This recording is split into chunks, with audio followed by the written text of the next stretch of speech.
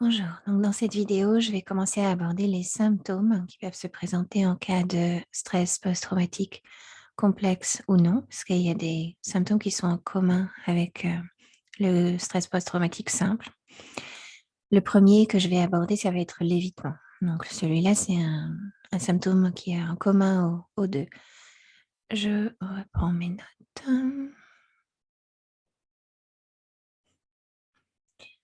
Donc les stratégies d'évitement.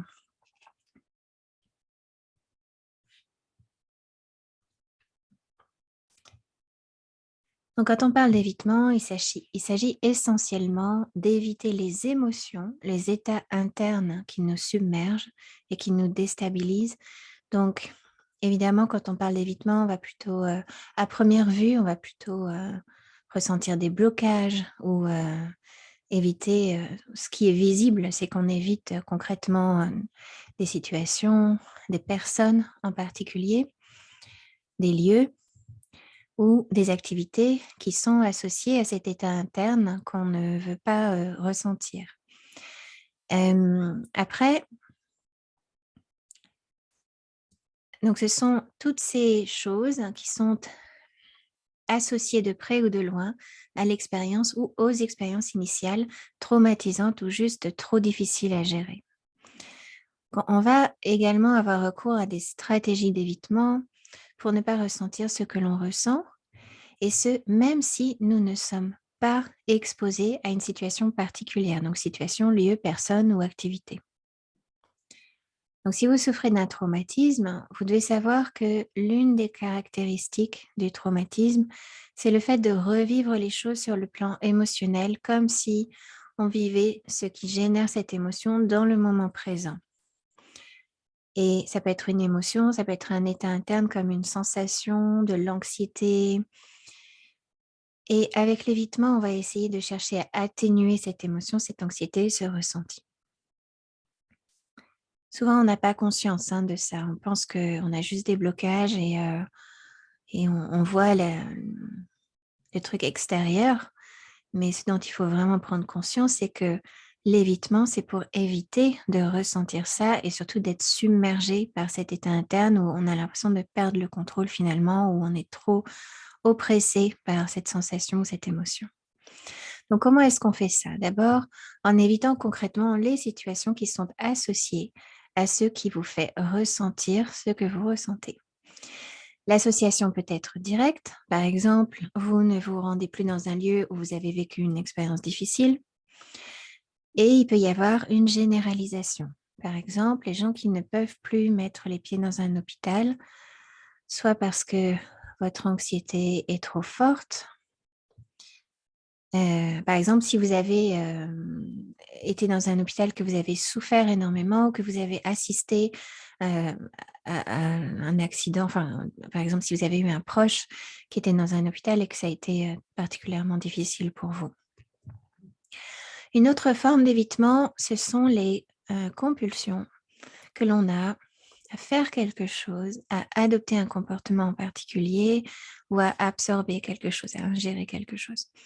C'est là qu'on retrouve beaucoup d'addictions, donc ça peut être l'alcool, la cigarette, ce sont les plus connus probablement, mais on peut aussi avoir une compulsion, une addiction aux écrans par exemple. Et c'est extrêmement courant, je me demande si c'est pas plus courant que la cigarette aujourd'hui. Donc tous ces comportements ont pour objectif de calmer et de contrer une émotion, un état interne trop envahissant et douloureux. Évidemment, je ne suis pas en train de dire que quand vous allez sur votre téléphone portable, forcément, vous avez une addiction. Mais vous voyez ce que je veux dire, c'est que les gens qui sont constamment dessus et qui se servent de ça pour contrer un état interne trop douloureux, ça, c'est de l'ordre de la compulsion. C'est ça dont je parle.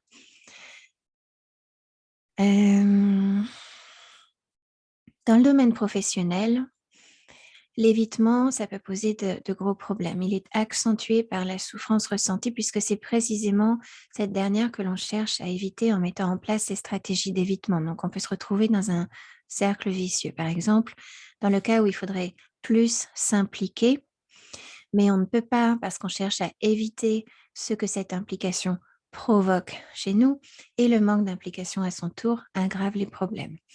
Donc, dans mon blog, je vous parle un petit peu de la façon dont moi-même j'ai tenté de gérer mon stress et mon anxiété quand j'étais Oh non, dans une entreprise, donnée et ça marchait, mais ça m'empêchait de très bien faire mon travail et j'ai fini par, développer des stratégies d'évitement dès lors que je devais traiter une question administrative. Donc j'ai fait une généralisation qui est toujours, valable aujourd'hui parce que j'ai vraiment du mal encore à me pencher, notamment sur les papiers de la sécu, ce genre de choses. Et ça, je détaille un petit peu plus, dans mon blog pour vous expliquer, ce que je fais concrètement. Et aussi au travail, il y a des interactions que nous devrions avoir pour avancer, pour régler un problème donné. Et si on est dans l'évitement, le problème peut s'aggraver et on peut se retrouver coincé ou bien encore on stagne simplement. Donc dans tous les cas, c'est pas vraiment souhaitable si ces interactions devaient nous être, utiles. Donc l'évitement, c'est tout ce que l'on fait pour éviter de ressentir une émotion, un état interne qui nous fait souffrir et qui nous submerge.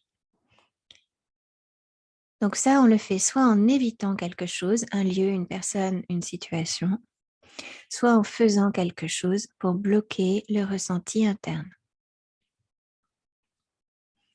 Et quand je parle de faire quelque chose, c'est pas forcément une action telle qu'on l'entend habituellement.